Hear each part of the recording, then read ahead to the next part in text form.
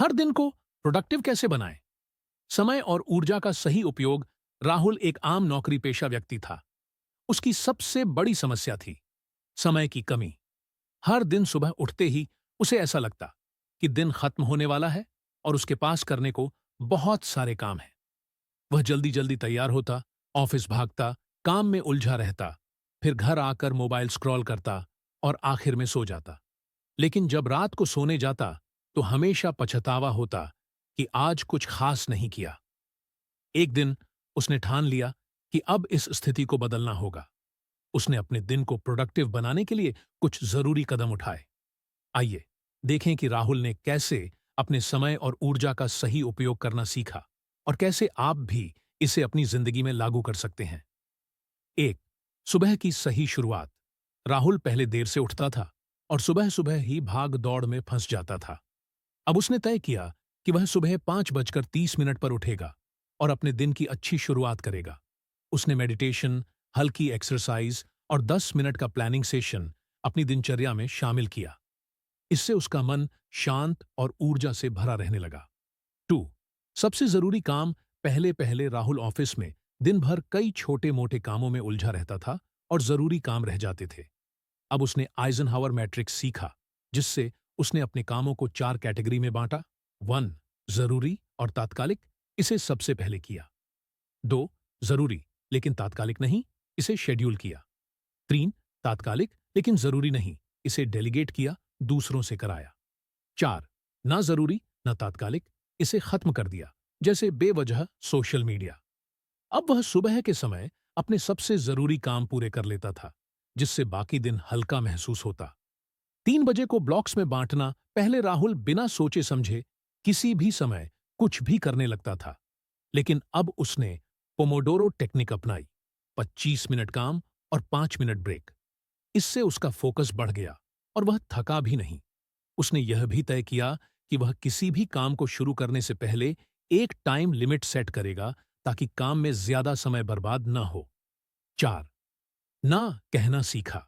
पहले लोग उससे कोई भी काम करवाने की कोशिश करते थे और वह मना नहीं कर पाता था, लेकिन अब उसने सीखा कि अगर कोई काम उसके लक्ष्यों से मेल नहीं खाता तो उसे ना कहना जरूरी है। इससे उसका समय बचने लगा और वह अपने असली कामों पर ध्यान देने लगा। 5. सोशल मीडिया और डिस्ट्रैक्शन से बचाव। राहुल का फोन उसकी सबसे बड़ी कमजोरी थी। पहले वह हर थोड़ी देर में नोटिफिकेशन चेक करता और एक बार खोलने के बाद घंटों स्क्रॉल करता रहता था। अब उसने फोन में स्क्रीन टाइम लिमिट सेट की, नोटिफिकेशन ऑफ किए और सोशल मीडिया का समय फिक्स कर दिया। इससे उसकी प्रोडक्टिविटी बढ़ गई और वह ज्यादा काम करने लगा। 6.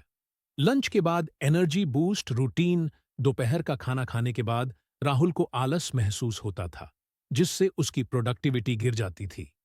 अब उसने 10 मिनट की वॉक, हल्की स्ट्रेचिंग और पानी पीना अपनी आदत बना लिया। इससे उसे दोबारा ऊर्जा मिलने लगी और दोपहर का समय भी प्रोडक्टिव हो गया। 7. शाम को रिफ्लेक्शन और अगली दिन की प्लानिंग।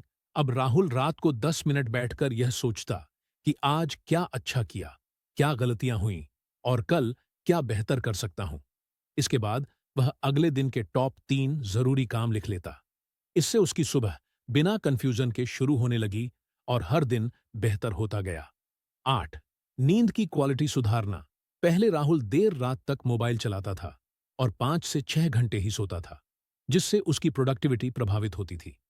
अब उसने एक रूटीन सेट किया। रात 10 बजे फोन बंद, सोने से पहले हल्की किताब पढ़ना, 7 से 8 घंटे की गहरी नींद लेना। इस बदलाव से वह हर सुबह तरोताजा और ऊर्जा से भरा महसूस करने लगा। नतीजा, राहुल की जिंदगी बदल गई। अब राहुल पहले से ज्यादा खुश, फोकस्ड और सफल महसूस करता है। उसका दिन अब बेकार नहीं जाता, बल्कि वह अपने हर घंटे का सही उपयोग करता है। उसने सीखा कि प्रोडक्टिविटी का मतलब ज्यादा काम करना नहीं, बल्कि सही काम करना है। आपके लिए 3 गोल्डन टिप्स। 1. अपने दिन की शुरुआत सही करें। सुबह के पहले घंटे को गोल्डन ऑनवर बनाएं। 2. सबसे जरूरी काम पहले करें। बेकार के कामों में समय बर्बाद न करें। 3. रात को रिफ्लेक्शन करें। खुद से पूछें, क्या मैंने आज अपना बेस्ट दिया? अगर आप भी राहुल की तरह इन आदतों को अपनाएंगे तो आपकी लाइफ पूरी तरह बदल सकती है। तो क्या आप भी आज से ही अपने दिन को प्रोडक्टिव बनाना शुरू करेंगे?